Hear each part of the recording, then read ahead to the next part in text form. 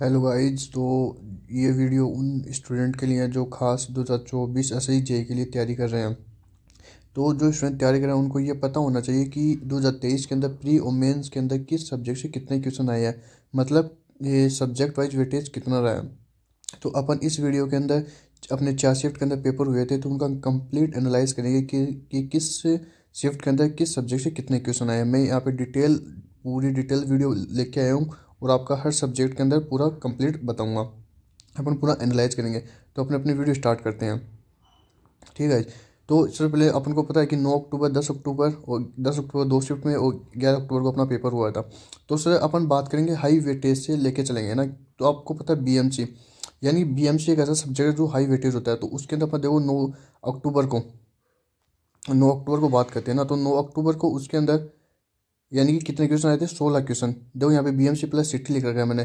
तो 12 क्वेश्चन आए थे बीएमसी से और 4 क्वेश्चन आए थे सिटी से, ऐसे 16 क्वेश्चन आए थे, है ना। और 10 अक्टूबर की मॉर्निंग को 14 क्वेश्चन और इसको इवनिंग को 15 क्वेश्चन और 17 क्वेश्चन 11 तारीख को। यानी कि बीएमसी और सिटी का ऐसा सब्जेक्ट है जिससे अकेले से 16, 14, 15, 17 यानी एवरेज में अपन बात करें तो 16 क्वेश्चन आ रहे हैं।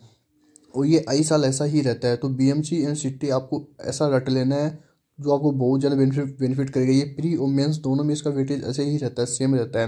यानी 16, 17, 16, 17 क्वेश्चन आते हैं, ऐसे साल आते हैं। तो बीएमसी सिटी आपके लिए बहुत ज़्यादा बेनिफिट सब्जेक्ट रहने वाला है, इसको आप रट ही लेना, ठीक है जी। अगले अपन बात करें सर्विंग। तो सर्विंग एक ऐसा सब्जेक्ट है जो इस बार कॉन्स्टेंट आए हैं, 13, 13, 10 क्वेश्चन, यानी कि हर शिफ्ट के अंदर इसके 13, 13, 10 क्वेश्चन आए हैं। और सर्विंग एकदम से इजी क्वेश्चन इस बार पूछ सके थे, ठीक है।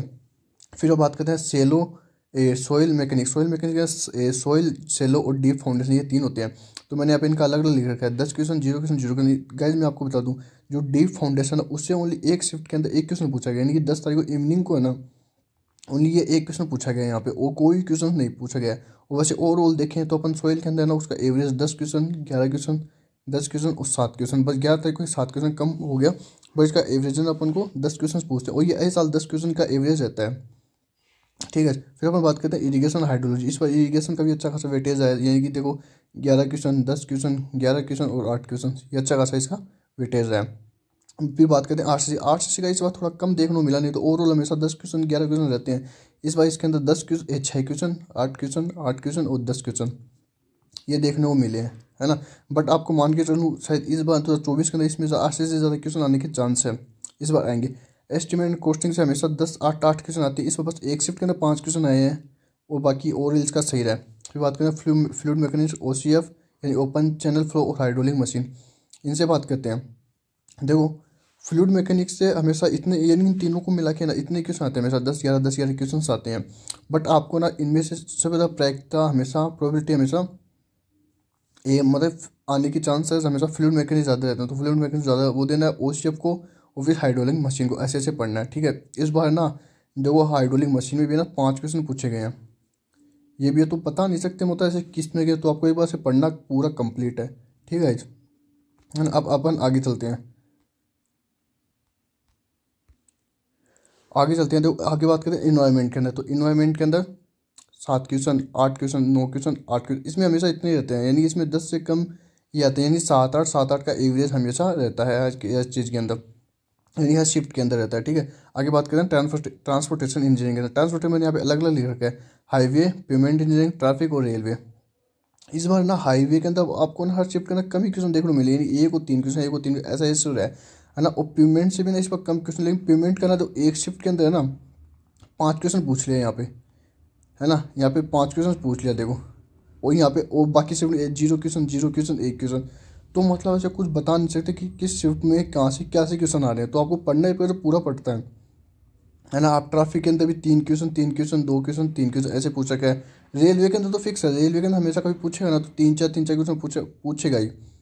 और रेलवे इंजीनियरिंग तो आप पढ़ कर ही लो, बताऊँ क्यों, क्योंकि आगे उसके अंदर आरआरबी की एग्जाम भी आएगी, आरआरबी जेई की। तो उसके अंदर भी रेलवे है ना काफ़ी अच्छा खासा आता है, तो उसके अंदर आपको बहुत ज़्यादा बेनिफिट मिलेगा।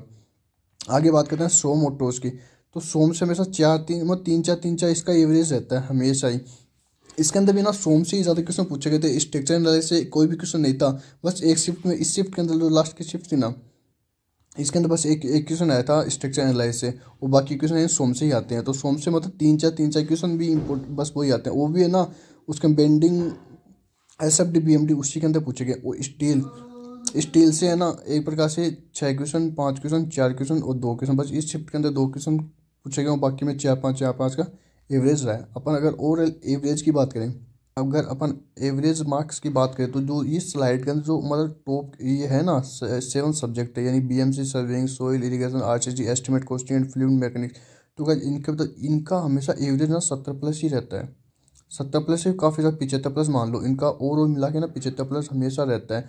तो गाइस अगर आप इन सब्जेक्ट से 7 सब्जेक्ट पे अगर अच्छा खासा कमांड बना लो तो आपको बहुत ज़्यादा बेनिफिट मिलेगा, खासकर जो बिगनर स्टूडेंट होते हैं ना, यानी कि जो फर्स्ट बार तैयारी कर रहे होते हैं, तो उनके लिए 7 सब्जेक्ट ना बहुत ज़्यादा इंपॉर्टेंट है। ये 7 आप कर लो, हालांकि आपको जो करना वो तो पूरा ही करना, बट इन 7 में ना आप अच्छा खासा कमांड बना लो। ये 7 सब्जेक्ट ना पूरे बहुत ज़्यादा इंपॉर्टेंट है, तो आप गाइस ये याद रखना, ठीक है ना। अब अपन देख लेते हैं BMC के अंदर 16 क्वेश्चन, सर्वेइंग में 12 क्वेश्चन, सोइल से 11 क्वेश्चन, इरिगेशन हाइड्रोलॉजी से 10 क्वेश्चन, RCC से 9 क्वेश्चन, एस्टिमेट कॉस्टिंग से 9 क्वेश्चन। एस्टिमेट कॉस्टिंग तो कितना इजी सब्जेक्ट है, सर्वेइंग कितना इजी सब्जेक्ट है, तो ये तो बहुत ही जरूरत है। BMC पूरी थ्योरी आपको बस बैठ कर रटना है ना। फ्लूइड मैकेनिक्स से 13 क्वेश्चन, तो ये आपका एवरेज है। अगर अपन आगे बात करें तो इन्वायरमेंट से हमेशा 8 क्वेश्चन का एवरेज रहता है।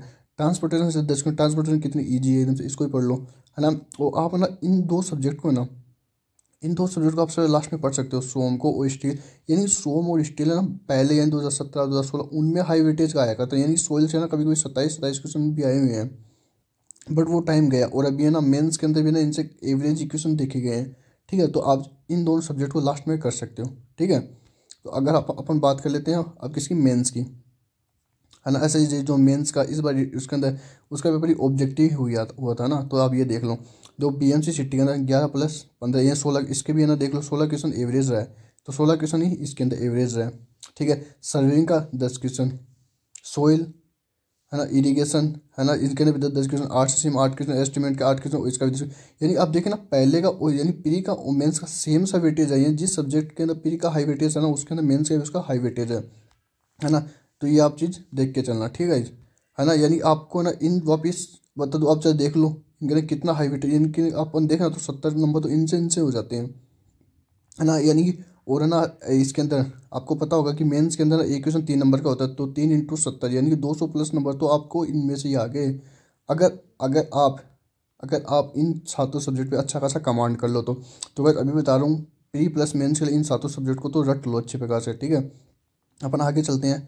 इन्वायरमेंट के लिए, इन्वायरमेंट के अंदर ना 7 क्वेश्चन रहे हैं, है ना। और ट्रांसपोर्टेशन के अंदर 2, 4, 0, 2, यानी इसके अंदर भी है ना इससे ट्रैफिक से 0 क्वेश्चन पूछे गए, रेलवे से 2 क्वेश्चन आए, पेमेंट इसमें 2, पेमेंट से 4 क्वेश्चन आ गए, पेमेंट इंजीनियरिंग से, है ना। तो ये भी देख लेना। और सोम से 5 क्वेश्चन, और स्टील से इसके अंदर 8 क्वेश्चन आ गए। स्टील के अंदर आता है, मेंस के अंदर स्टील से क्वेश्चन आते हैं, तो ये आप ये देख लेना, ठीक है।